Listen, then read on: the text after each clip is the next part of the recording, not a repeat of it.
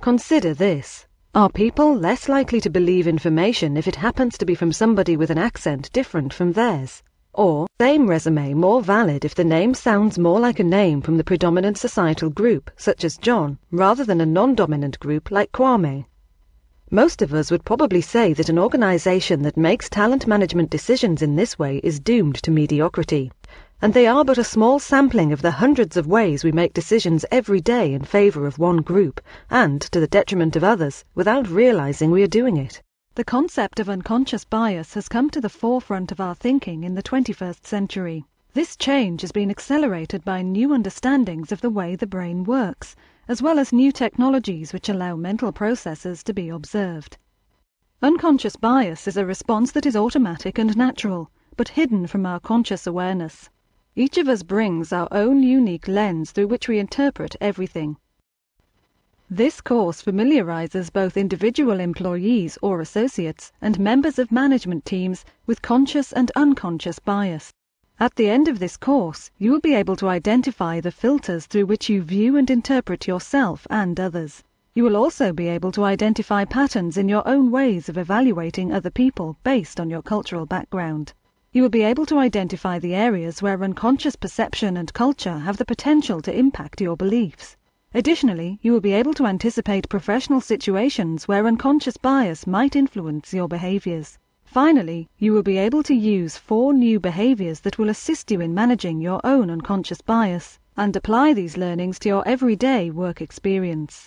Biases are preferences, tendencies, or inclinations.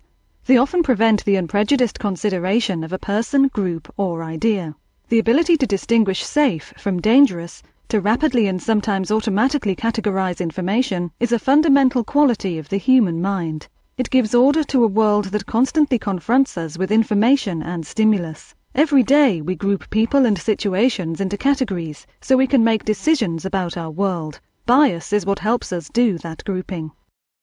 Let us now explore how bias happens. Scientists estimate that we are exposed to nearly 11 million pieces of information at a time, and yet our brain can functionally recognize about 40 or so, and can actually only focus on about 7. How does our brain filter out the rest? We do it by developing a lens that filters out certain things and lets others in. We perceive or interpret things in certain ways, depending on our life experience and what those things might consciously or unconsciously remind us of. We also have preferences and biases that we have developed throughout our life. This is a normal, natural phenomenon. It is not something that bad people do. It is something that all people do.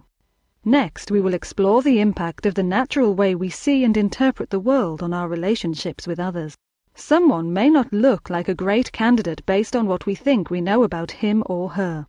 But we might also be missing some aspect of their strengths that could be invisible to us. Let's explore that possibility through an exercise. Look at the image on the screen. Of the 2 blocks marked A and B, which block looks darker? As we see in the photo, block A seems darker than block B, but is it actually darker? Now you can see that A and B are actually the same color. We see them differently because our tendency to look at patterns, in this case the light and dark pattern, confuses us. Because of the shadowing effect caused by the cylinder, B seems lighter. Each of us has our own unique blueprint of beliefs, values, and norms that help us navigate our daily lives.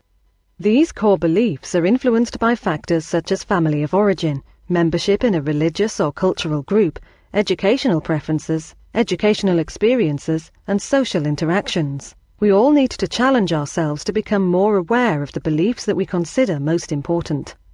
This helps us to develop greater awareness of our own preferences and a deeper understanding that our assumptions of what is acceptable or normal may appear to others as unacceptable and vice versa. We can be consciously committed to fairness and equality, treating everyone with dignity and respect. An awareness of unconscious bias allows and requires us to rethink fundamentally the way we approach teamwork, strategic decision-making, inclusion, talent management, and organizational culture on multiple levels. Organizations have focused a great deal of attention on trying to find ways for people, especially those in the dominant societal groups or majorities, to get inclusive. This creates 2 challenges. One challenge is that getting it on a conscious level may have little or no impact on our unconscious beliefs, and more importantly, our behavior. Secondly, assuming that only certain people need to learn this is inaccurate. It is behavior that all human beings engage in. However, just attempting to find new things to do will not be sufficient to create real change. For example, think about how many people know how to diet but are still overweight. We also have to work on developing a new awareness, a new paradigm for how we approach the way we think. We generally assume that we freely choose how we act, and that those choices are rationally based on data that we collect and preferences that we are aware of. All of this is based on the assumption that we see the world as it actually is. As an example, the way we assess co-workers or offer feedback about them, either informally or in more formal performance reviews, points to an area where we can easily evaluate others based on our own interpretations. In actuality, the feedback may actually be more about our filters than about the person we are evaluating. Remember, our automatic decision-making is based on what psychologists have suggested is an unconscious danger detector that determines whether something or someone is safe before we can even begin to make any other determination about that situation or individual. When our immediate reflex assesses an object, animal, or person to be dangerous, we react with a fear response, often called fight or flight. This self-awareness exercise is designed to aid in your individual and organizational investigation of unconscious bias, that is, the unconscious beliefs that each of us has about members of various identity groups. Additionally, it will assist you in developing a more inclusive perspective, so that your actions might be more consistent with your intended professional decisions. For any progressive organization to gain and keep a competitive edge, it is important to identify the work areas where bias occurs while making decisions.